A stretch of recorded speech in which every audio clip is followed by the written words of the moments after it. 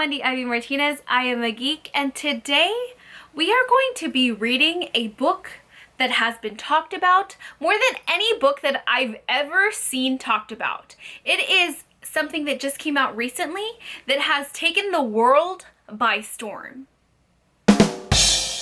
This book is flying off the shelves, and it is to the point where you cannot find it anywhere. It is to the point where you are seeing them being sold online for $50 to over $100 for a simple hardcover copy.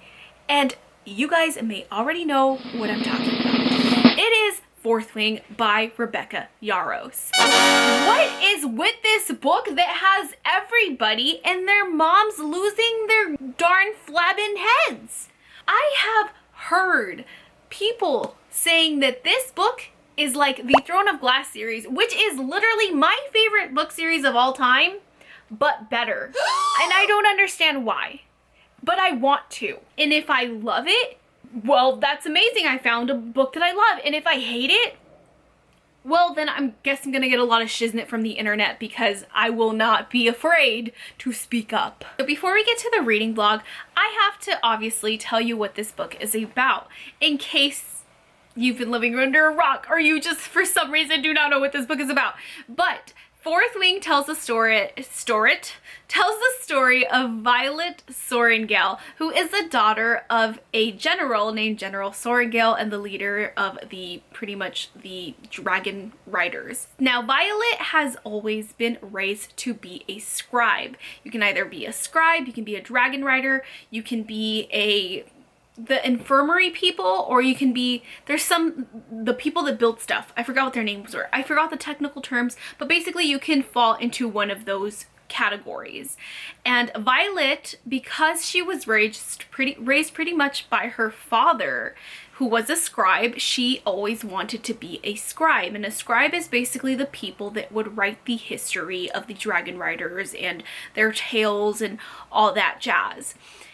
However, when her father passes away, her mother has very different plans for her. Even though Violet is very different from her siblings who were both dragon riders, because Violet has some sort of disorder or some sort of illness where her bones are very delicate, very brittle, and she is not as physically strong as most people because she's easily more delicate and her bones are more delicate. And what will not do much harm to one person can literally probably break her own bones.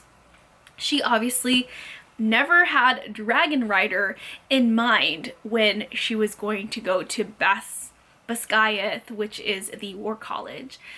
But her mom is like, no daughter of mine is going to be a scribe.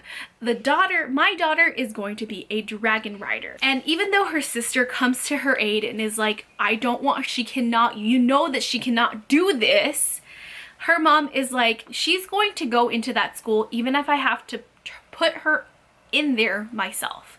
There is no way that she's going to get out of becoming a dragon rider. And being a dragon rider is a very, very dangerous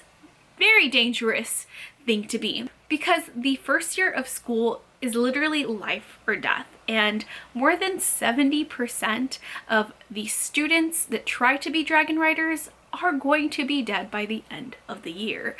And Violet, being especially brittle and especially not having as much training as pretty much every other cadet in the school, she doesn't think that she has much chance of survival. So she is attending this college, she is attending this school, and right away we come face to face with Xaden, who automatically just pinpoints Violet because her mother is the one who put her father to death. And they are just instant rivals. I'm going to be doing a whole reading vlog where you get my reactions from the very beginning when I start the book to the very, very end. And lastly, we are going to come back and we're going to talk all about this book and whether or not it is worth the darn Tahootin hype. Let's get started.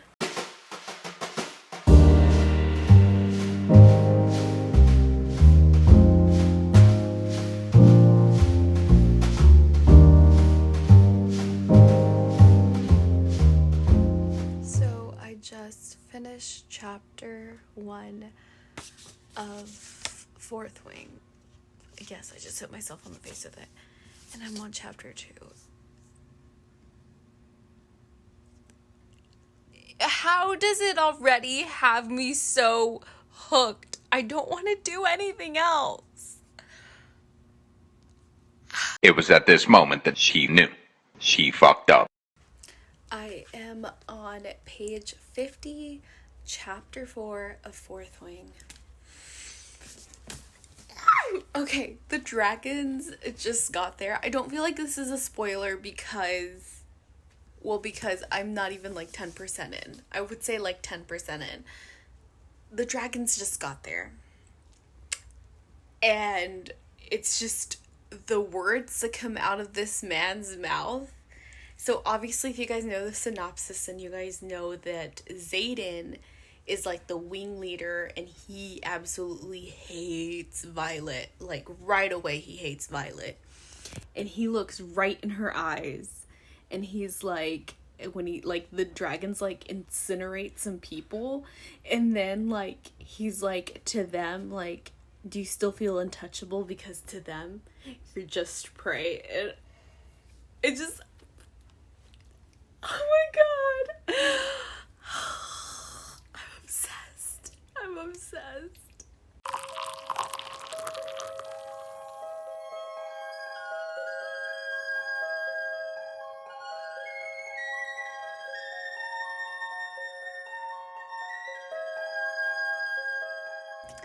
So I am officially on page 133, and it's so good.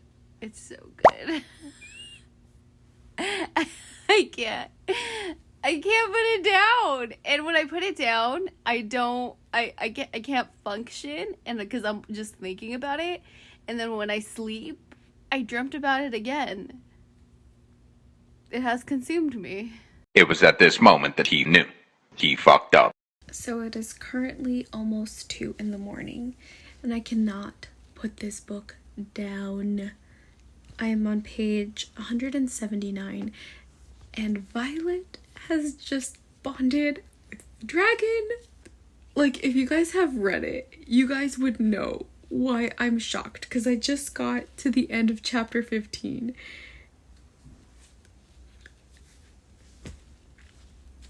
This book is phenomenal. I'm not even tired. I can't put it down. I haven't felt like this in so long.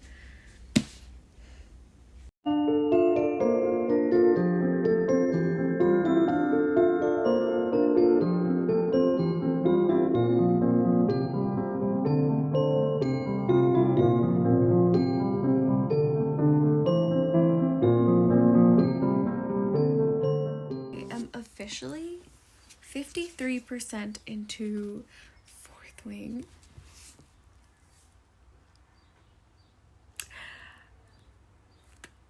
All I can say without giving anything away is this woman can write slow burn romance so perfect. So perfect. The enemies to lovers and slow burning romances are my 2 favorite tropes.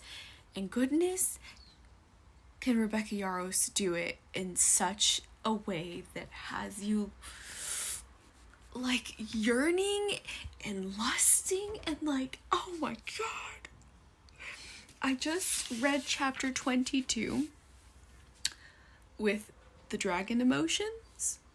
And if you guys have read the book, then you know exactly what part I'm talking about. Lord, have mercy on my soul and my body, 'cause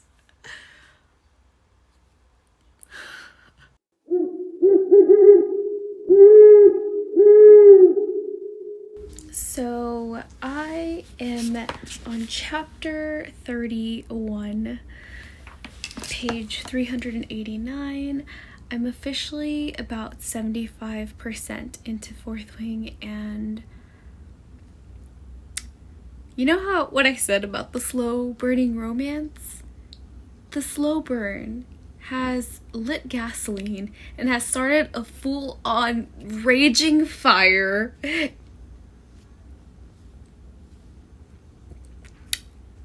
That scene, the smut, I could have not asked for a better smut scene. I couldn't have asked for a better one. Honestly, it was everything that I wanted and more. So much more. So much more. That was amazing. I did some editing earlier, so I didn't get to read like all day. I had to move some furniture, getting ready for my birthday party tomorrow, so we'll see if I can finish this tomorrow. But I only have like about 100 pages left, and I'm sad that I'm gonna finish it, but I'm also a little bit like relieved just because of how much this book has consumed me. Like, I have never had a book consume me like this book has consumed me. I literally can't stop thinking about it. If I put it down, I can't stop thinking about it. I dream about it. It's on my mind like 24/7. I even downloaded the audiobook because I'm going to listen to it as soon as I finish it. That's how bad. That's how bad this addiction has gotten to this book. I haven't felt like this in ever, really.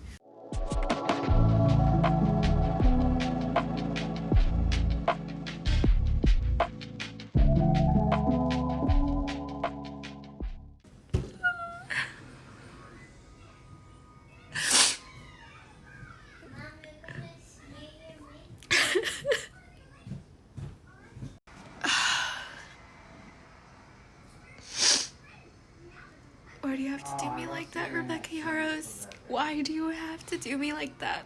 It's literally my birthday, and I obviously have done my makeup, and I'm smearing it. I'm smearing it all. I'm smearing it all. One more thing I have to add, because it's a missed opportunity, and if I don't, it's my party and I'll cry if I want to. Cry if I want to. Cry if I want to.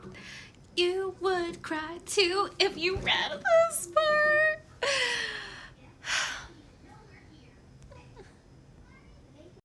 The ending.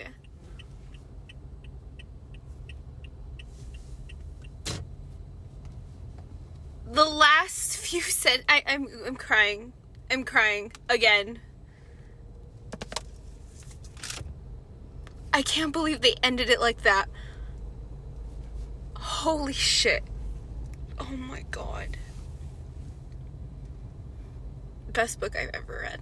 Hands down. Hands down. Let's talk about this book. I'm going to be giving you my review, my non-spoiler review. So this book, in the end, this book got 5 out of 5 stars. I read this book, I ate it like candy.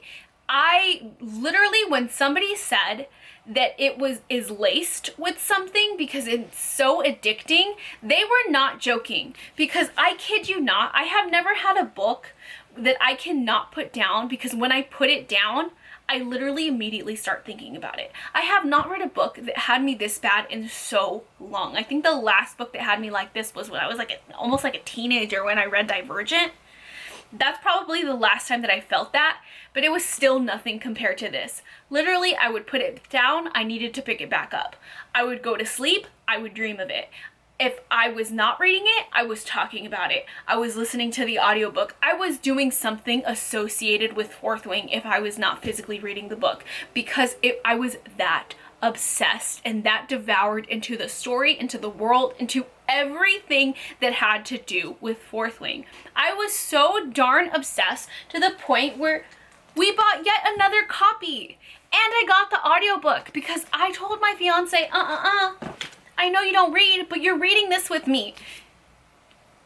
I was obsessed. I was obsessed. I was unhealthily, and I'm going to say that it was a very unhealthy obsession, because it was to the point where I did not want to do anything else. This book had me feeling all kinds of emotions.